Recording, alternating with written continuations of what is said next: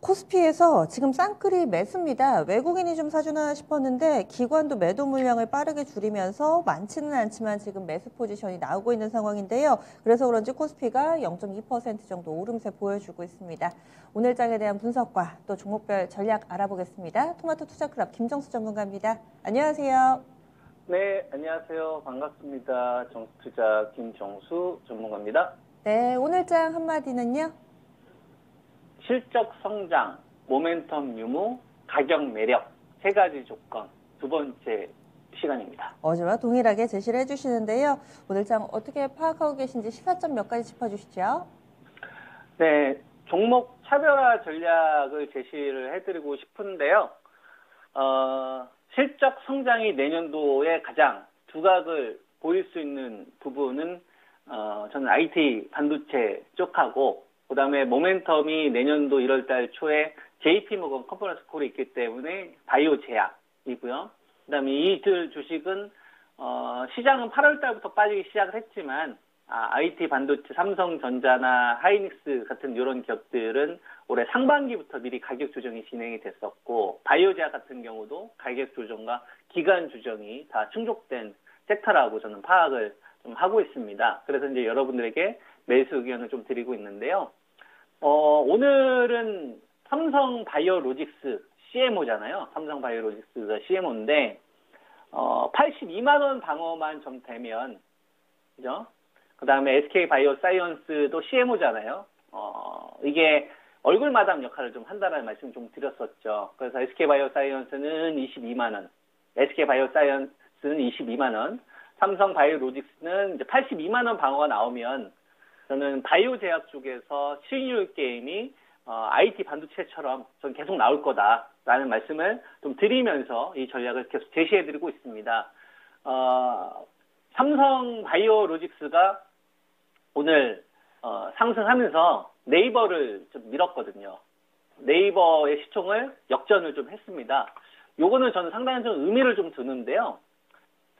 네이버는 언택트의 대장이잖아요. 언택트의 대장. 카카오와 같이. 그죠? 그리고 삼성 바이오로직스는 CMO의 대장이잖아요.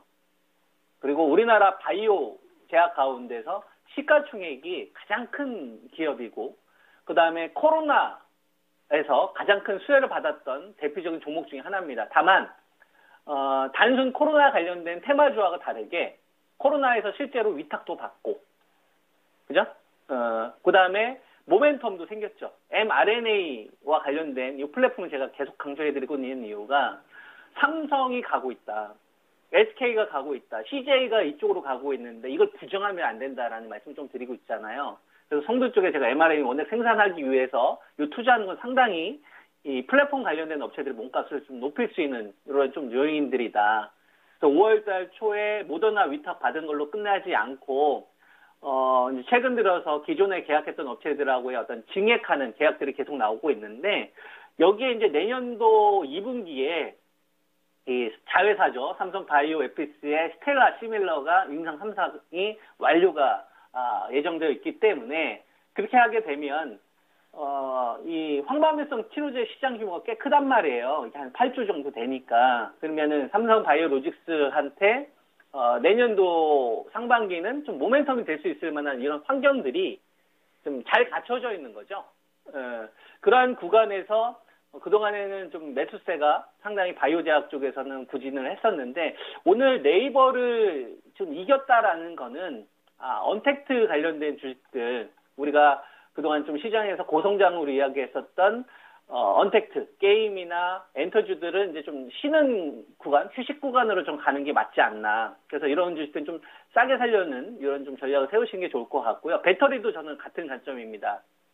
그래서 삼성 바이오로직가 좀 시총 3위를 기록을 했다라는 거는 우리가 상당히 좀 주목해야 되지 않을까. 바이오 제약에 대한 좀 투자 심리를 더 상승시킬 수 있을 만한 요인으로 좀 작용을 하고 있다. 이렇게 좀 보고 있고요. 그래서 96만 3천 원 정도 되는데 82만 원 방어가 계속 나오게 되면 저는 현재 바이오 제약에 대한 좀 매수세를 여러분들이 좀 잘 활용하실 필요가 있지 않나 이런 의견을 좀 드리고요.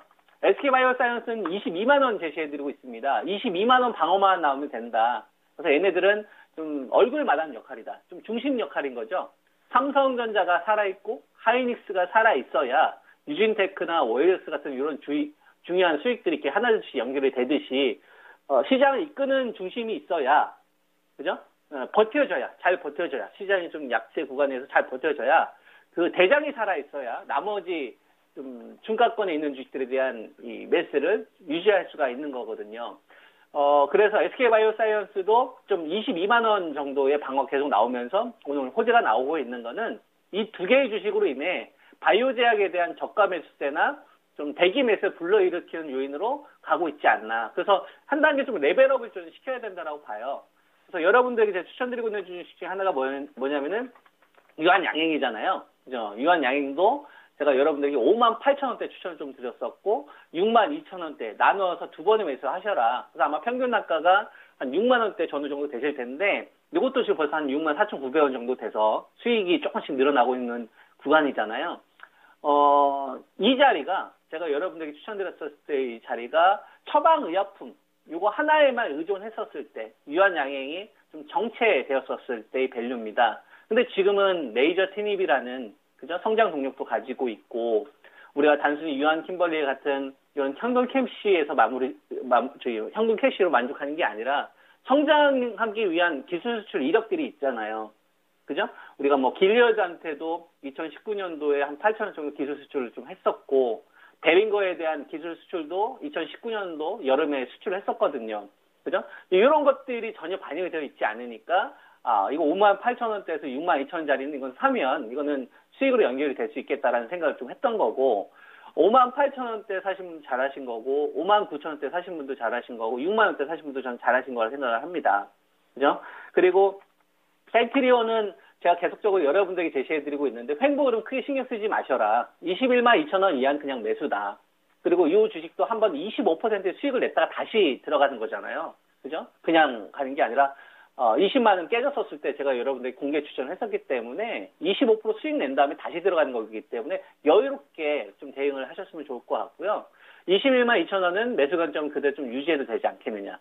이런 말씀을 좀 드리고 싶고 그 다음에 SK케미칼 같은 경우가 오늘 SK바이오사이언스 지분 매각하라는 좀 뉴스가 좀 나왔잖아요. 헤지펀드 관련돼서 요거 때문에 오늘 좀 기술 반등을 좀 시도하는 거라고 봅니다. 그래서 이거는 전 추세 전환으로 파악하고 있지는 않고요. 기술 반등 구간이니까 이거 보유하신 분들은 반등 구간에 좀 따라가시는 실수를 안 하시길 권장하고요. 제가 제시해드릴 수 있는 거는 16만 1,000원짜리에서 17만 1,000원짜리 같은 경우는 좀 관망 구간이라고 봐요. 그러니까 이 구간을 돌파할지 안 돌파할지는 함부로 우리가 예상하지 말고 돌파된 다음에 파악을 해도 되니까 그 이상은 좀 여러분들이 따라가시면 안 되겠다. 이런 것들 좀 투자하시는데 참고하시면 좋겠고요. 그 다음에 mRNA 플랫폼으로 제가 방송에서 여러분들에게 추천드렸던 종목이 올릭스하고 ST팜입니다. 대표적으로. 그래서 mRNA 관련된 플랫폼.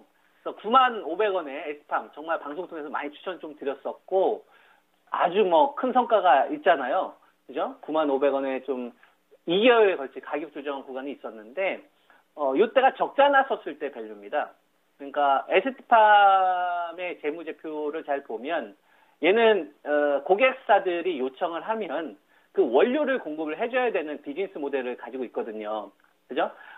과거에는 이제 길리어드한테 의존도가 이제 워낙 높았기 때문에 길리어드의 이제 C형 간염 쪽 관련된 이 원료 공급이 이제 절반으로 떨어지기 시작하면서부터 2017년도에서 이제 18년도에 매출이 그래서 이제 반토막이 났었던 거예요.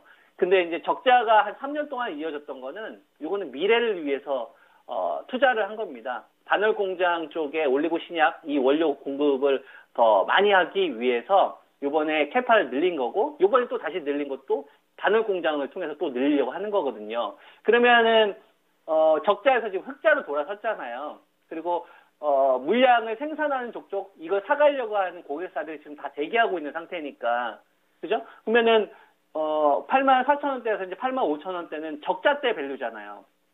적자 났을 때. 근데 지금 흑자잖아요. 그러면 적자 때 사면 이거는 돈이 되겠다고 생각을 하는 거죠. 아무리 여기서 흔들어도.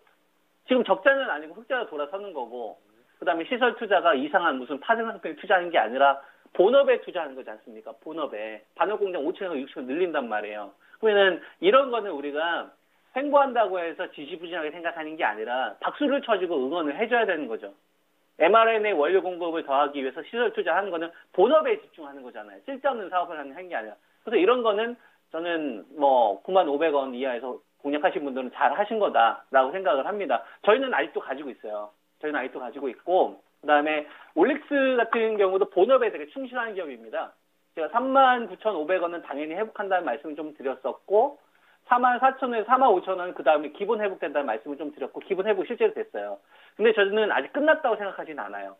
왜냐면은 간략기술과 관련된 기술 이전 문제가 아직 남아 있습니다. 그래서 이거 보유하신 분들은 목표치를 지금으로 정하는 거는 전 아니라고 보고 있고, 목표치를 더 상향시키는 이런 요인들이 저는 더 필요하다라는 말씀을 좀 드리고 싶고요. 그 다음에 배터리 쪽 관련돼서 제가 기다리자는 말씀 많이 드리고 있습니다. 삼성 SDI도 오 하는 사이에 제가 기다리자고 하는 자리에서 지금 벌써 10만 원 가까이 빠진 거거든요.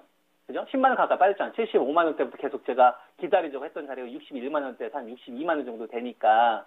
그리고 LG화학 같은 경우도 보면 우리가 배터리 쪽을 간접적으로 투자하지 말고 직접 투자하자. 그죠? 에너지 솔루션 때문에 살려고 하는 건데 내년 되면 직접 살 수 있으면 네. 지금 간접적으로 살 수 있는 주식들은 좀 레벨 다운이 됐을 때 사는 게 낫지 않을까. 그게 유리하다고 봐요. 62만 원짜리. 그죠? 이 전략을 유지하는 게 좋겠다라는 말씀을 드리겠습니다. 오늘 제약 바이어를 쫙 이렇게 훑어주셨네요. 참고하겠습니다. 고맙습니다. 예, 감사합니다. 네.